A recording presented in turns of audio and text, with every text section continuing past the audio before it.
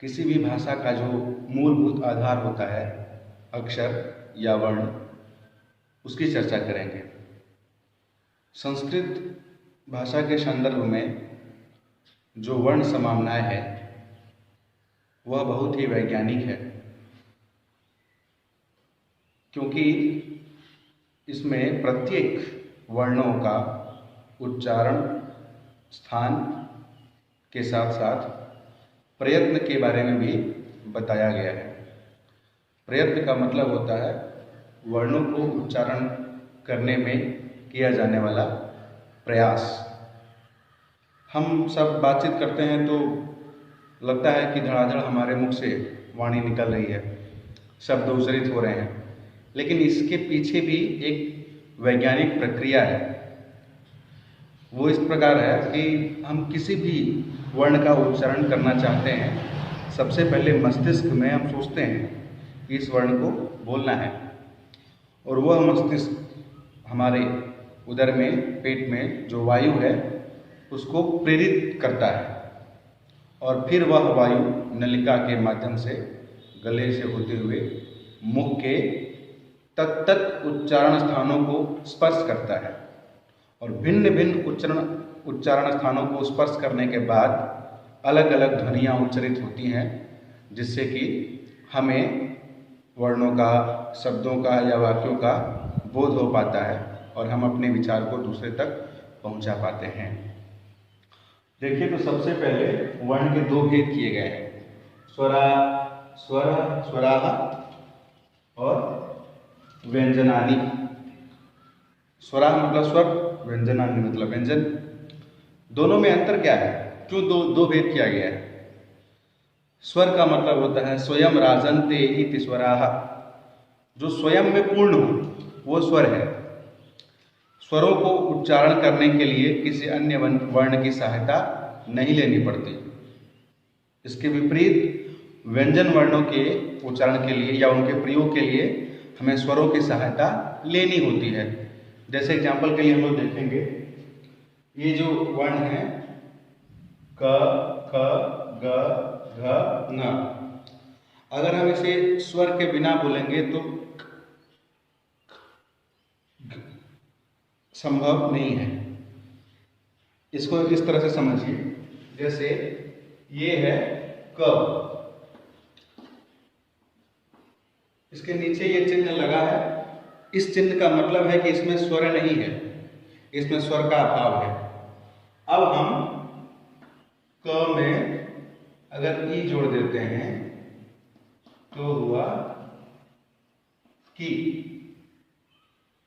इस ई के पहले यह क अधूरा था, और अगर हम उ जोड़ते हैं तो कु, ऐसा बोलेंगे। इसी प्रकार क में जब अ जोड़ा जाएगा तो ये होगा क, पूरा क। तो कोई भी व्यंजन हो, बिना स्वरों के व्यंजनों का अस्तित्व तो नहीं है और उनका प्रयोग भी संभव नहीं है। सबसे पहले स्वर के बारे में हम लोग विश्लेषण करते हैं। स्वर 9 है, अ, ई, उ, ऋ, री, ए, ओ, ऐ, औ। ये 9 स्वर हैं। संस्कृत व्याकरण में 9 ही स्वर हैं।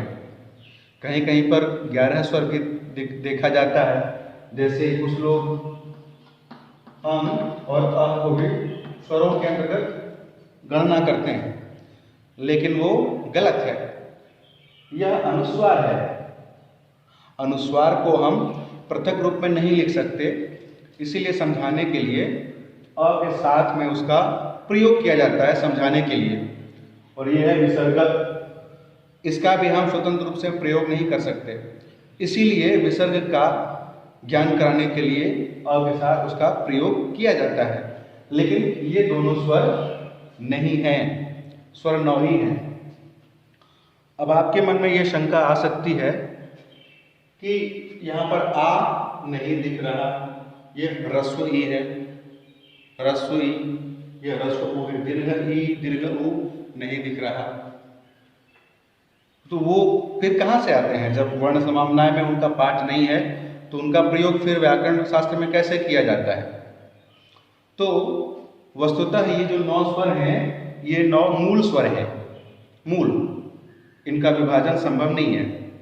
इसके अतिरिक्त जो स्वर हमें दिखाई देते हैं वो इन्हीं 9 स्वरों के संयोग से उत्पन्न होने वाले स्वर माने जाते हैं। एक उदाहरण देता हूं मैं आपको। जैसे दीर्घ संधि में आपने शायद पढ़ा होगा, नहीं भी पढ़ा है तब भी आप यहाँ देखें, एक ह्रस्व स्वर है प्लस एक ह्रस्व स्वर है, दोनों जब मिलेगा तो यह दीर्घ स्वर हो जाएगा आ।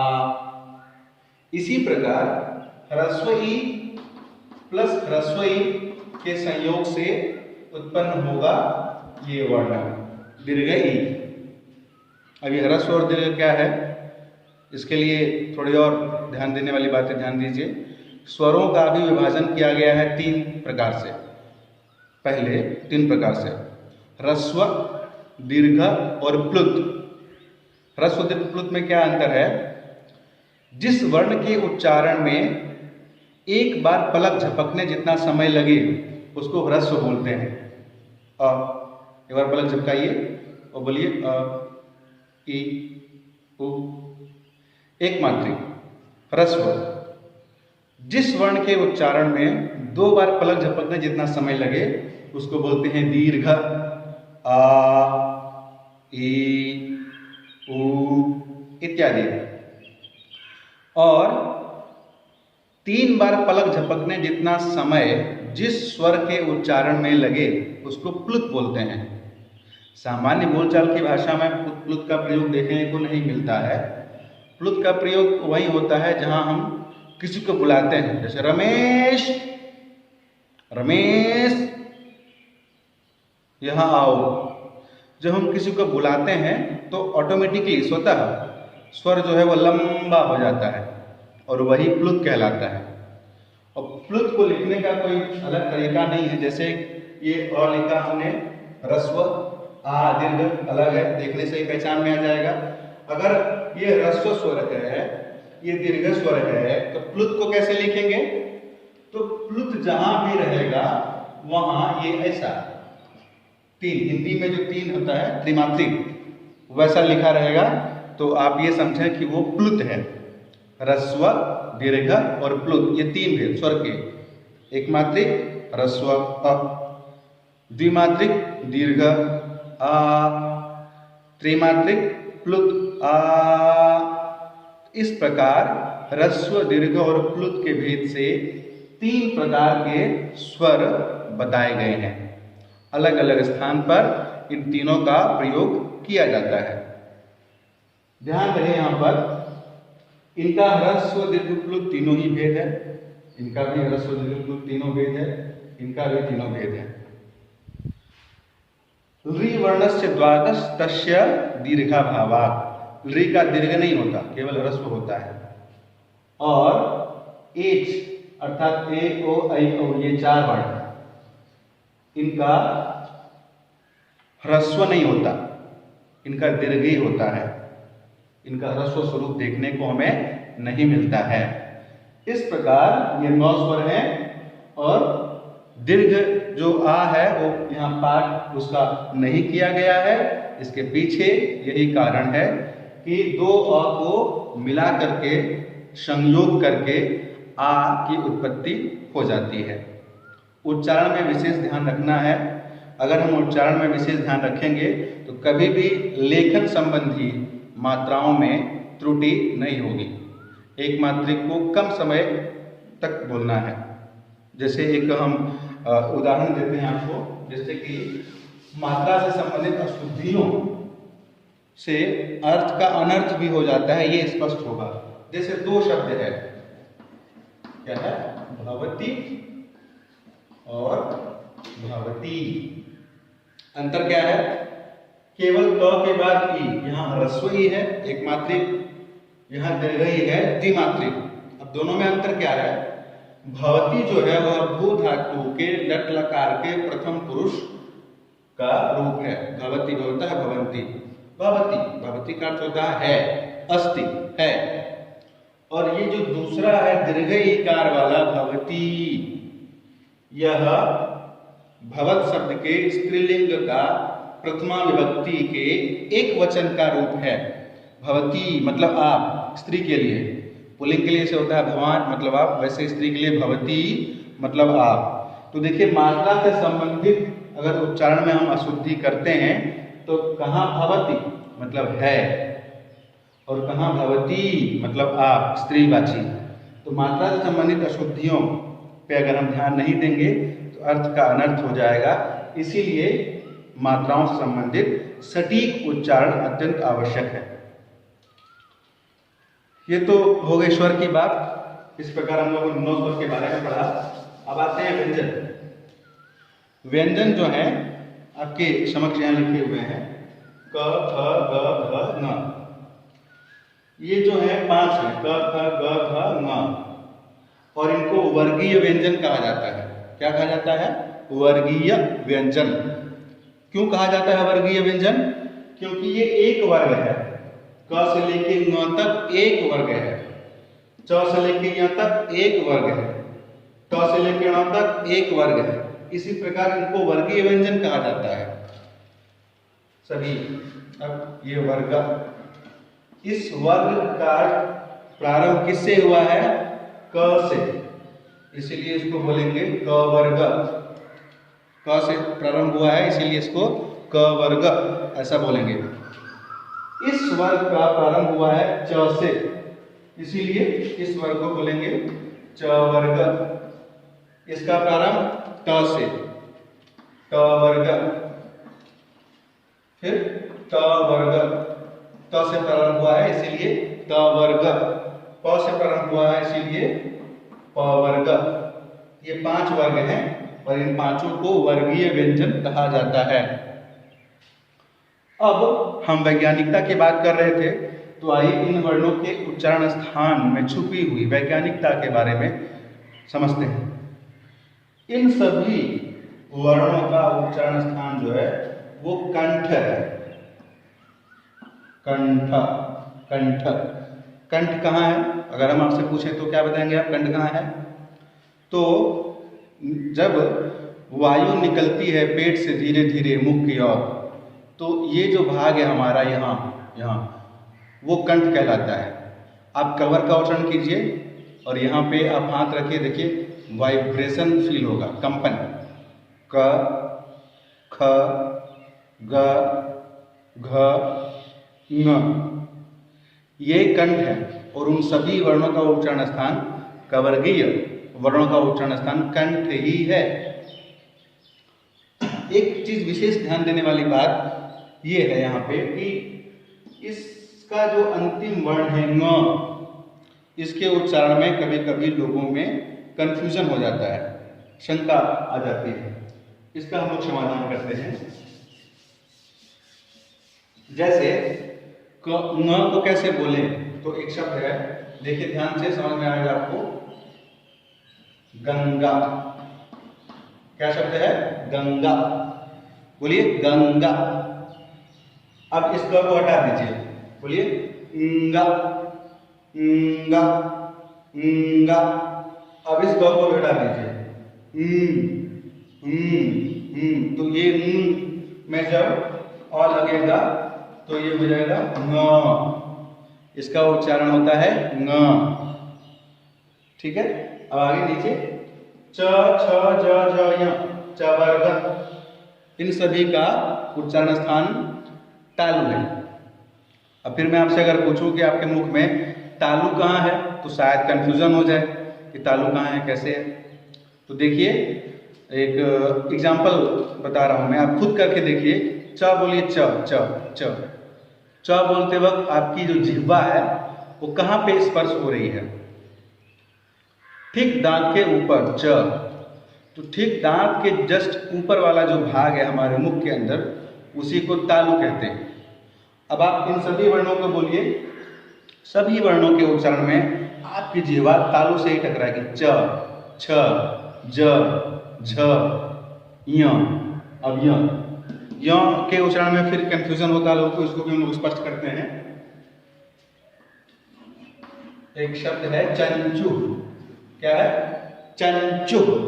बोलिए चंचू। चंचू। अब चंचू का पहला च मिटा दीजिए, चू चू चू। अब दूसरा भी चू। अब यहाँ पर इस में और हो जाएगा तो य हो जाएगा। चंचू मतलब चोंच, चिड़िया का चोंच, उसको संस्कृत में चंचू बोला जाता है। तो य इस वर्ण का शुद्ध उच्चारण क्या है? य। नीचे टवर्ग, ट ठ ड ढ ण। इस टवर्गी व्यंजन का उच्चारण स्थान है मूर्धा। मूर्धा हमारे मुख में कहाँ है? फिर कंफ्यूजन, तो उसको जानने के लिए हम लोग ट बोलेंगे। ट, अब बोलिए ट ट ट। जीवा कहाँ टकरा रही है? ट बोलिए। जीवा कहाँ टकरा रही है? ट।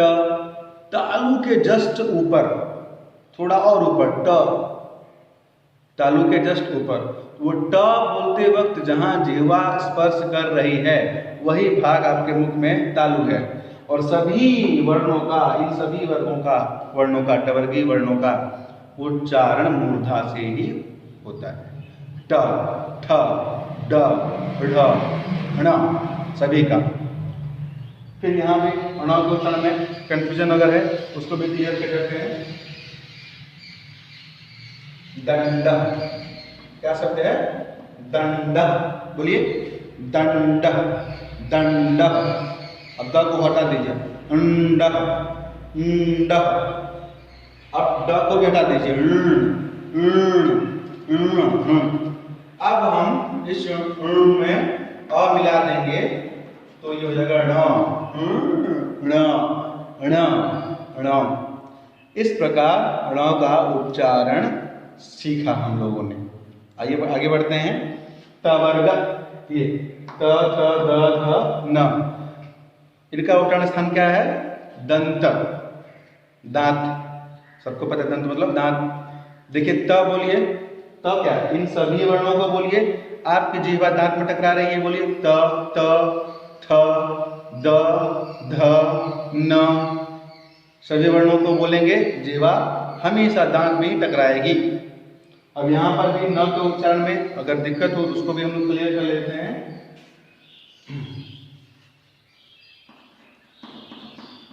शांत, शांत, शांत, न्त, न्त, न्त, न्त। तो हटा दीजिए, अब हम इस न में अ मिलाएंगे तो न, न, ये न हो गया। तो इसका उच्चारण स्थान न हो गया। अंतर क्या है सभी के उच्चारण में, ये अभी आपको बताएंगे। आगे बढ़ते हैं पहले। अब आता है पवर्ग, प, फ, ब, भ, म। इनका उच्चारण स्थान क्या है? ओष्ठ, लिप्स, होठ। बिना दोनों जिह्वा के स्पर्श किए इनमें से किसी भी वर्ण को हम बोल पाएंगे? लीजिए प्रैक्टिकल करते हैं। बोलिए प, जिह्वा टच हो रही है। फ, ब, भ, म। सभी वर्णों के उच्चारण में जिह्वा हमेशा, जिह्वा माफ कीजिएगा, जिह्वा नहीं, ओठ दोनों स्पर्श हो रहे हैं, इसीलिए इनका उच्चारण स्थान है ओष्ठ, लिप्स। अब ये म को कैसे उच्चारित करते हैं? म का उच्चारण अलग किस प्रकार है, या इन सभी वर्णों से वो कैसे अलग बोला जाएगा? जैसे चंपा, चंपा, चंपा। च हटाइए, पा, पा, प हटाइए, अब म में लगा दीजिए तो म, ये म का उच्चारण हुआ। अब एक चीज ध्यान दीजिए कि इन सभी वर्गीय व्यंजनों के बाकी वर्णों के उच्चारण में ये समस्या नहीं है, इनमें एक क्यों है? तो इनमें एक विशेषता है, ये अनुनासिक है। अनुनासिक मतलब नासिक मतलब नासिका, नासिका की सहायता से उच्चरित होने के कारण इन वर्णों को अनुनासिक कहा जाता है। अर्थात इन सभी का उच्चारण स्थान कंठ है, लेकिन इसका कंठ के साथ साथ नासिका भी है। ठीक इसी प्रकार इन सभी का तालु है, लेकिन तालु के साथ साथ य का उच्चारण स्थान नासिका भी है। इन सभी का मूर्धा है, टोना का मूर्धा के साथ साथ नासिका भी है। बिना नासिका के सहायता से ये सभी अंतिम अक्षर का उच्चारण संभव नहीं है। न का भी दंत और नासिका, म का भी ओष्ठ और नासिका। इस प्रकार इन सभी वर्णों का उच्चारण स्थान हमने जाना और उच्चारण स्थान के आधार पर ही इनका एक विशेष नामकरण भी किया गया है। जैसे कंठ से बोले जाने के कारण इनको बोलते हैं कंठ्य, कंठ्य। इनको तालव्य, क्योंकि इनका उच्चारण तालु से होता है। इनका मूर्धन्य, क्योंकि इनका उच्चारण मूर्धा से होता है। इनका दंत, दंत्य, माफ कीजिएगा दंत्य, दांत से बोले जाने वाले वर्णों होने के कारण इनका उच्चारण स्थान दांत है, इसलिए दंत्य। ये ओष्ठ्य, क्योंकि इनका उच्चारण ओष्ठ की सहायता से होता है, इसलिए ओष्ठ्य है। ये तो हो गए वर्गीय व्यंजन। अब हम लोग देखते हैं कुछ और व्यंजन के बारे में। य, र, ल, व, इनको भी एक विशेष नाम दिया गया है, अंतस्थ। इनको एक विशेष नाम दिया गया है, अंतस्थ। और श, फ, स और ह, इनको भी एक विशेष नाम दिया गया है, ऊष्म। तो ये वर्गीय व्यंजन हो गए, ये अंतस्थ व्यंजन हो गए, ये ऊष्म व्यंजन हो गए। इन वर्णों का भी उच्चारण स्थान आप देख लीजिए। य का उच्चारण स्थान देखिए, च य तालु है, च य तालु। र का र, कहाँ टकरा रही है जीवा, मैंने इसीलिए नहीं बताया, तो क्या प्रैक्टिकल करके आप खुद से ये जानने का प्रयास करें कि र बोलते वक्त आपकी जीवा कहाँ टकरा रही है। ट र ट र ट, मूर्धा र मूर्धा र मूर्धा। ल बोलिए, ल प्रैक्टिकल करके देखिए। त दांत में, ल दांत में, तो ल का भी क्या होगा उच्चारण स्थान दांत। व का व ओष्ठ, व का ओष्ठ, लेकिन व बोलते वक्त जिह्वा दांत में टकरा रही है। व हल्का, व हल्का स्पर्श दांत में भी, इसीलिए व का उच्चारण स्थान दांत और ओष्ठ, दंतोष्ठ दोनों में।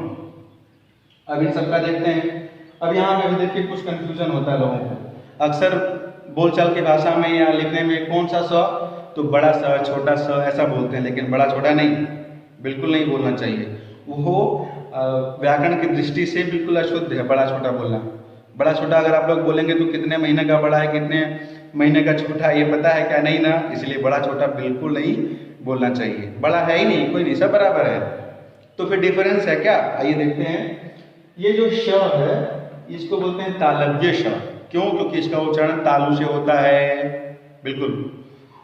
ये मूर्धन्य श, इसका उच्चारण मूर्धा से होता है। इसका दंत स, इसका उच्चारण दांत से होता है, इसीलिए इसको दंत स। अब तीनों का अलग अलग उच्चारण करके हम लोग देखते हैं। च बोलिए, च बोलते वक्त जहां जीभ टकरा रही है वहीं पर जीभ को स्पर्श करके जब श का उच्चारण करेंगे, च श च श च श, तालव्य श का उच्चारण होगा हमेशा, कोई कंफ्यूजन नहीं। च श। आगे बढ़िए, ये श। ट बोलिए, ट मूर्धा मूर्धन्य, ट श ट श।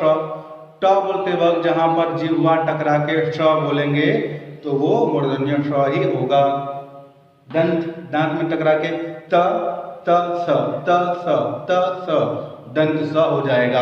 एक बार बिना उच्चारण स्थान का नाम लिए अलग अलग बोलने का प्रयास करते हैं। श, ह्र, स। फिर से देखिए एक बार, श, ह्र, स।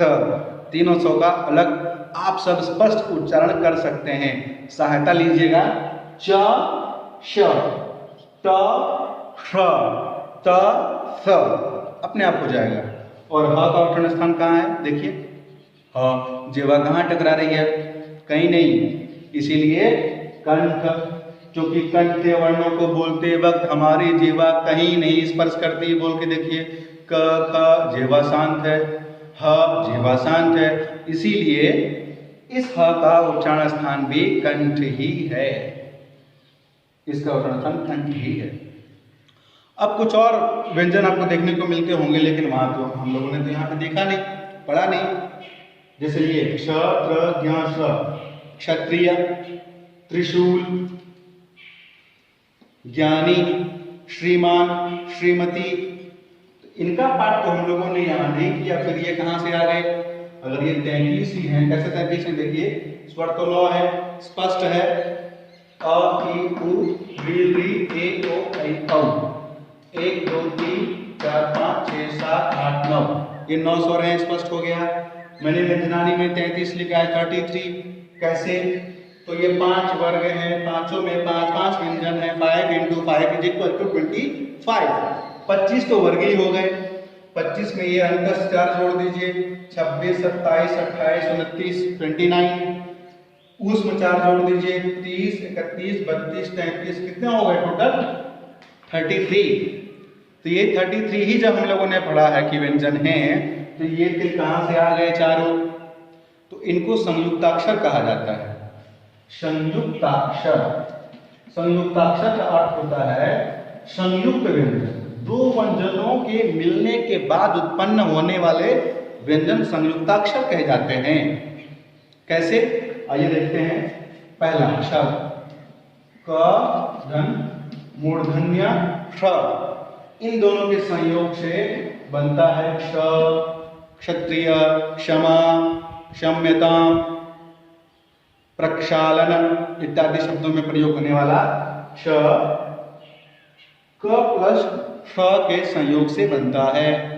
आगे त्र, त, धन, र, इन दोनों के संयोग से बन गया त्र, त्रिशूल, त्रिपुरारी इत्यादि शब्दों में प्रयोग होने वाला त्र, त और र के संयोग से निष्पन्न होता है।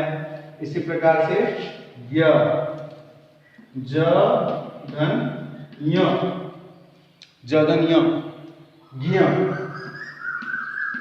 ज्ञानी, ज्ञानवान, ज्ञानवती, ज्ञापन।